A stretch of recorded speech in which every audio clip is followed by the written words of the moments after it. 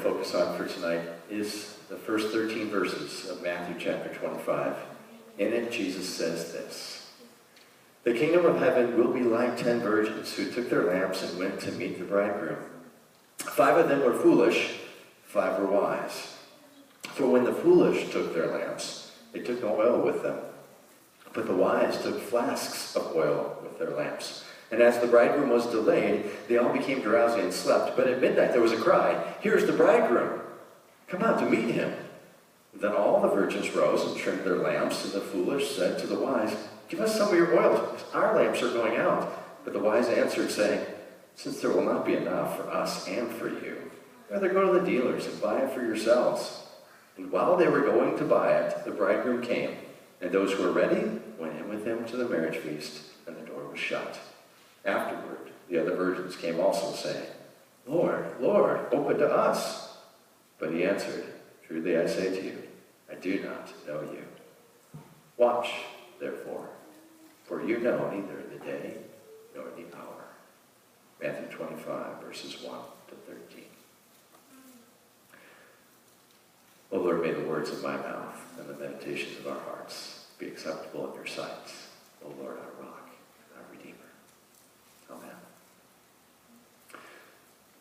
An energy crisis is coming, and soon. Those who control the markets of supply and demand aren't supplying enough to meet the demand on demand.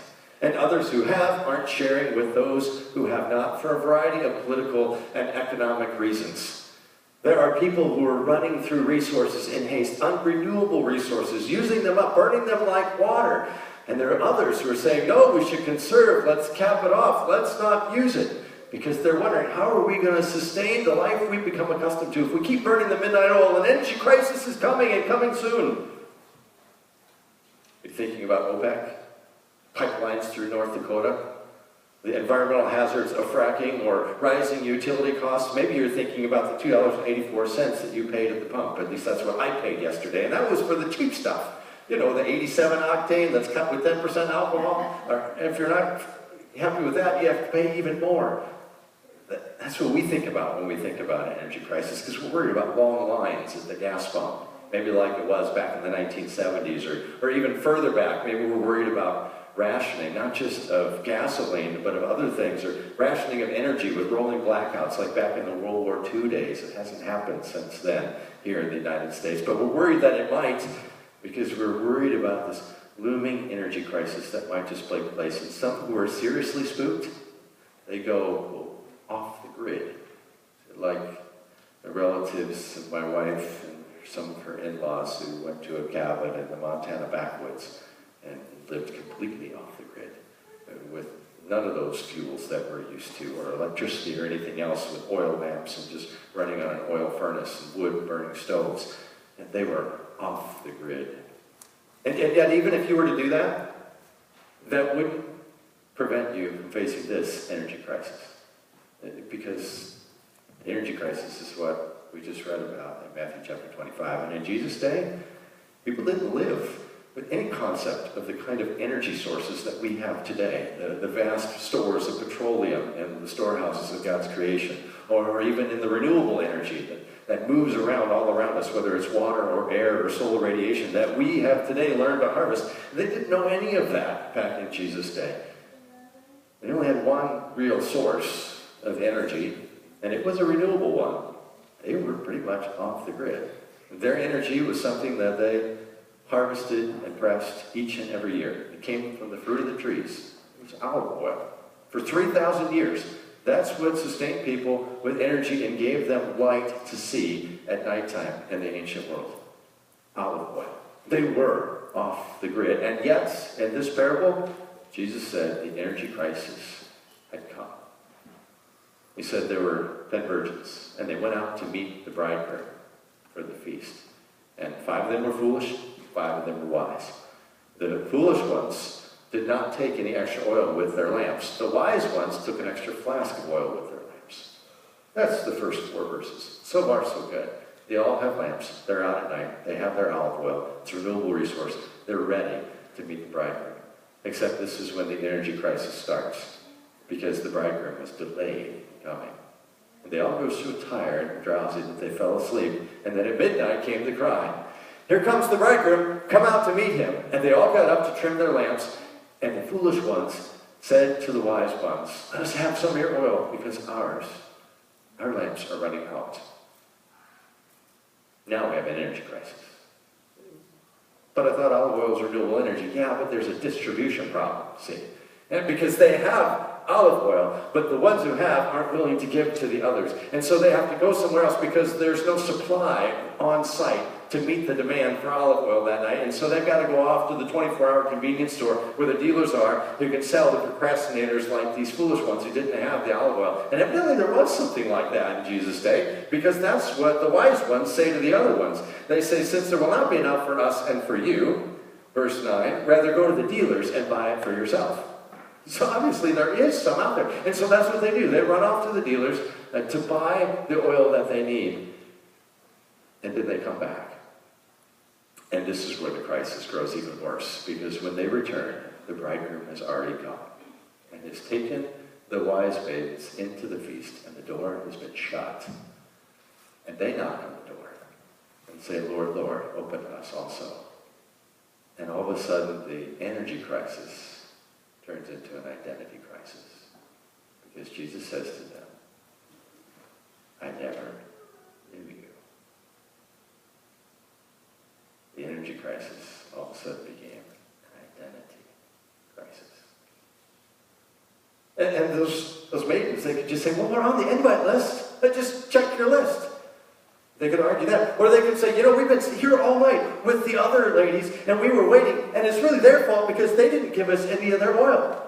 That's one way they could argue. Or they could say, "We really love you and the bride. That's why we came back. We were only gone for a minute, and we returned." But it doesn't matter what they say or how they respond. The answer from the bridegroom is the same. "Truly, truly, I say to you, I did not know you." Their energy crisis has become an identity crisis. And then even worse, Jesus finishes the parable saying, verse 13, "Watch therefore, for you know neither the day nor the hour." So this isn't just about some wedding feast anymore. No, Jesus introduced it saying the kingdom of heaven is like this. The kingdom of heaven is like when guests are waiting for the bridegroom to come. The kingdom of heaven is like when the bridegroom comes, long delayed, and some weren't ready for him to return. The kingdom of heaven is like this, and so this has something to do with you and me. And we know who the bridegroom is. The bridegroom is Jesus. He's Jesus because of his divinity. And that's the role that God has always played in relation to his people. God has always been their bridegroom. Go back to the Old Testament, to the book of Isaiah. Isaiah chapter 62, verse 5. The Lord says, "As a bridegroom rejoices over his bride, so your God rejoices over you." Or we could go to Jeremiah's prophecies. Jeremiah, in chapter 2 of his prophecy, described how his people responded to that proposal. He said, "I remember your devotion in your youth, how you followed me like a bride through the wilderness." He's talking about the wilderness wanderings that took place after the Exodus in the days of Moses. How the people followed him like a bride. And now in the New Testament, that bridegroom has come. He's come in Jesus into this earth to be with us. He's taken on flesh. And Jesus actually identifies himself that way. Earlier in the book of Matthew, Matthew chapter 9, verse 25, people were asking Jesus, "How come your followers don't fast like the followers of John the Baptist and the followers of the Pharisees?" And Jesus said, "Why should the guests fast while the bridegroom is with them? But the day will come when the bridegroom is taken away from them, and then they will fast." You see, Jesus, the bridegroom, was there. But there was going to be a time, and Jesus is pointing to it, when the bridegroom was going to be gone. And people were going to be waiting for him to come, and that's what this parable is all about. And so if we're living in that day now, or we're waiting for the bridegroom to come, then it'd be good to know what this parable has to say to us. And so we could try to figure out all the details, maybe all the cultural significance of all these different features of the parable, why there are 10 virgins, and why there's 5 and 5, and why are they virgins, and why are they going out at night to wait for the bridegroom, and why doesn't he just come, and why don't they go there when it's supposed to start rather than waiting early, and why do they need lamps, and why can't the one share with the other, and why is the bridegroom so delayed? And what is this place that the bridegroom isn't there yet? All these features of the parable, and yet the commentators that I read suggests that we really don't know enough about first century Israelite wedding customs to really understand any of those features of this parable. And yet that's okay, because oftentimes in the parable it's those abnormal features that don't seem to make sense that really point us to the lesson in the parable. I'll give you an example. The parable of the sower. Jesus talks about a sower who has lots of seeds, and he goes out to plant and he starts casting his seed, but he doesn't just cast it on the soft soil that he's already tilled up. He casts some of it on the rocks, and some of it goes on the road. No farmer in today or in the first century would have cast his seed like that. They would make sure they put it right there in the good soil. But it's that abnormality that points us to the lesson in the parable of the sower, and that is about God's lavish grace in the way he spreads his word. And so the same thing here. These abnormal features, we may not be able to explain them by first century wedding customs, but those features about the bridegroom being long delayed, about needing a lamp to see by and light, about the ones that didn't bring the oil, well, they point us to the main lesson in the parable, and that's this. On that day when the bridegroom returns, some will be prepared, and some won't. And if some will be prepared and some won't, we want to be with those who are prepared. So that makes us maybe want to try to figure out at least one other aspect of this parable. If we know who the bridegroom is, well, the thing that makes the maidens unprepared is they don't have enough oil. So what's the oil? Christians have been trying to define that and pinpoint it for centuries. We'll go back to the days of the early church. 4th century church father named Augustine. He said that the oil was like what St. Paul's talking about in 1 Corinthians chapter 12, at the end of the chapter, when he says there is something that rises above all the rest. Paul calls it a most excellent way. And Augustine says that's really what oil is, because if you put oil and water together, it's the oil that rises above and floats over all the other liquids. And even if you do it in reverse order, you put the oil in first and then the water on top, the oil will rise up and float on top of all the other liquids. And so he says, obviously, it's the same thing Paul's talking about when he says that which rises above all the rest. So you follow chapter 12 into verse 13, chapter 13 of 1 Corinthians, and Paul's talking about love. Love is that most excellent way. So Paul says, love is patient, love is kind. It's not jealous or boastful. It's not envious. It does not keep a record of wrongs. And he goes all the way down to verse 8. It says, love never ends. So Augustine says, love is the oil. Now, that's a great passage of Scripture. It's a passage that a lot of people like to pick for weddings and use it. A lot of couples do that even today. But does that mean that love is the oil? Well, John Chrysostom, who lived at the same time as St. Augustine, preaching in a different area of the church, in a different part of the world, said that wasn't quite specific enough. Well, let's get even more specific. It can't just be love, but the oil's got to be love done in mercy for poor people. It's got to be alms that are given to the poor. That's the oil. But then there are others who say, well, that's even too specific, and so let's get a little more broad. And so Gregory the Great, a century later, says, no, the oil is just any kind of good works that are done in faith. You know, and there is some scriptural backing for what these church fathers are doing. Because if we look in this gospel, in Jesus' Sermon on the Mount, Matthew chapter 5, Jesus did say, Matthew 5, verse 16, let your light so shine before others that they will see your good works and give glory to your Father who is in heaven. And then we could also think of 1 John chapter 2, verse 9, where John says that anyone who says he loves God but hates his brother is still walking in the darkness. But anyone who loves his brother is walking in the light. So love and light, they do, in some sense, go together. And yet, if we're trying to pinpoint this, maybe the church fathers are actually trying to refine the oil down a little bit too narrowly. Because maybe it's something even broader than this. Because the problem at the end of this parable is not an energy crisis. Yeah, it starts with the 5 foolish thinking that they had run out of oil. But it changes from being an energy crisis to being an identity crisis. You remember, because the bridegroom said, truly, truly, I say to you, I do not know you. That's not an energy crisis anymore. And when we look at what they say to the bridegroom, they say, Lord, Lord, open to us also. And if we look at Matthew's gospel to the only other place that somebody cries out, Lord, Lord, to Jesus, they receive the same answer from him. It's in Matthew chapter 7. Jesus said, on that day, not everyone who calls out to me, Lord, Lord, will enter into the kingdom of heaven, but only those who do the will of my Father who is in heaven. For many will say to me in that day, Lord, Lord, did we not cast out demons in your name, and prophesy in your name, and do many mighty works in your name? And Jesus said, but I will say to them, I never knew you. Depart from me, you workers of lawlessness. You see, those people in Matthew chapter 7, verses 21 to 23, well, they think their oil flask is full of good works. Well, didn't we prophesy in your name? And didn't we cast out demons in your name? Didn't we do all kinds of mighty things in your name? Isn't our flask full of the oil of works?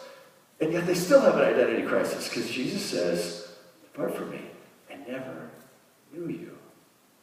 And so while the early church fathers might be on the right track, there's got to be more than this, than just good works. Jesus said, the only ones I'll enter are those who do the will of my Father. So what is the will of his Father? John chapter 6, verse 29. Jesus said, the work of the Father is this, to believe in the one he has sent. To believe in the one he has sent. And this is what the Apostle Paul's talking about at the end of Romans 14, verse 23, when he said, anything that doesn't proceed from faith is sin. Or if we go to the great faith chapter of the Bible, Hebrews chapter 11, verse 6, where it says that without faith, it is impossible to please him. And the most important thing is not all these works we stack up. The most important thing is a reliance upon the bridegroom. Because this is a bridegroom who actually came from his place in heaven and came here to us. And he came not to be served, but he came to give his life as a ransom for many. And if he's willing to give his life for us, then wouldn't he give us everything else we need? Of course he would. That's what David says in the Old Testament. King David, 2 Samuel chapter 22, verse 29, he has this great song of deliverance where he sings to the Lord, and he says, oh Lord, you are my lamp, and my God lightens my darkness. It's also in Psalm 18, same song in both places. And what he says, Jesus reinforces in the New Testament. In John chapter 8, verse 12, when he said, whoever follows me will never walk in darkness, but will have the light of light. Everything we need, the oil we need, for the energy we need, whatever it is, it doesn't matter what the oil is. We don't have to define it very specifically, because whatever the oil is, the bridegroom provides it. God gives us everything we need if we rely upon him in faith. Let me tell you another story. This one not a parable, this is a true story. It's about a woman who lost her husband. She had two sons, two young sons. And her husband didn't have any life insurance. But he did have a lot of debts, many debts. In the country where this lady lived, there was no bankruptcy court. She couldn't go and just default on those debts and expect to start a new life. You know, those creditors were coming after her. And in the country where she lived, it was legal for them to take her sons and use them to make them pay off the debt that her husband owed. Sort of like indentured servitude. They would become slaves until they had paid it all back. And she had no idea what to do. And so she cried out to the Lord for help. And the Lord's prophet, Elisha, came to her and said, what do you have in your house? She said, I don't have anything. I got this little jar of oil. That's all I have. And he said, good. Now go to your neighbors and ask them for a jar, and ask for a jug, and ask for a pitcher, and ask for every container you can find. Ask all of your neighbors, get as many as you can, and gather them together and put them in your house. And then you and your sons, you go in your house and you close the door, and you take that little jar of oil, and you take the first container, and you start to pour it. And keep pouring until that container's full. When it's full, tell your sons to get another container, and then continue pouring it in the next container. And when that one fills up, then tell your sons to bring another container, and then pour it into the next container. And when that one's full, then bring another container and pour it in the next container until your sons tell you there are no more containers. And that's what she did. And when the containers ran out, the oil stopped. And they were all full. And Elisha said, now go sell the oil. She becomes the oil dealer. and pay off your debts, and then live on what's left. See, when we rely on our God, who is our light, when our faith and trust is in him, we will never have an energy crisis. I was born during the oil embargo of the 1970s. So I didn't personally live through, at least not experience, that energy crisis in any way that I remember. I mean, I was a baby at the time. But maybe some of you remember it. Maybe you remember the long lines at the gas pump. Maybe you remember pulling up to a gas pump and they said there is no more gas, or you don't have the right license plate, you can't buy gas today, you have to come back tomorrow. Maybe you remember these things. And there was a lot of fear going around because that actually put a real downturn in the economy, and people were afraid there were going to be shortages of other things too, not just gas, because there were shortages in other parts of the world. And so this was the talk on the evening news, and also made the nighttime TV too. And so even the Tonight Show ran a bit on it by picking up on a news article from somewhere else in the world about running short of commercial toilet paper. And so they did a bit on it on the Tonight Show. And it stirred people into a frenzy. And so that night, faithful Tonight Show watchers all across the nation went to their local grocery stores and they cleaned up the shelves of all the toilet paper.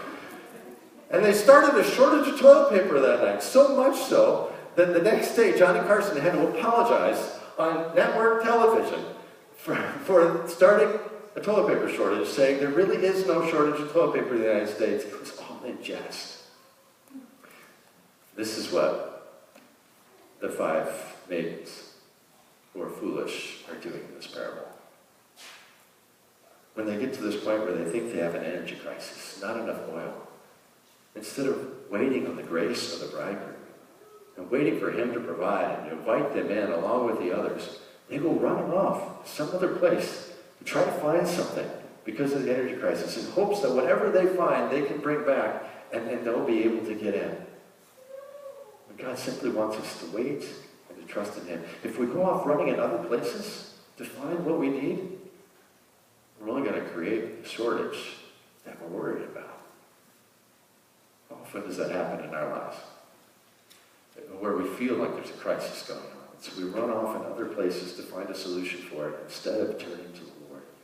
Faith and trust in him.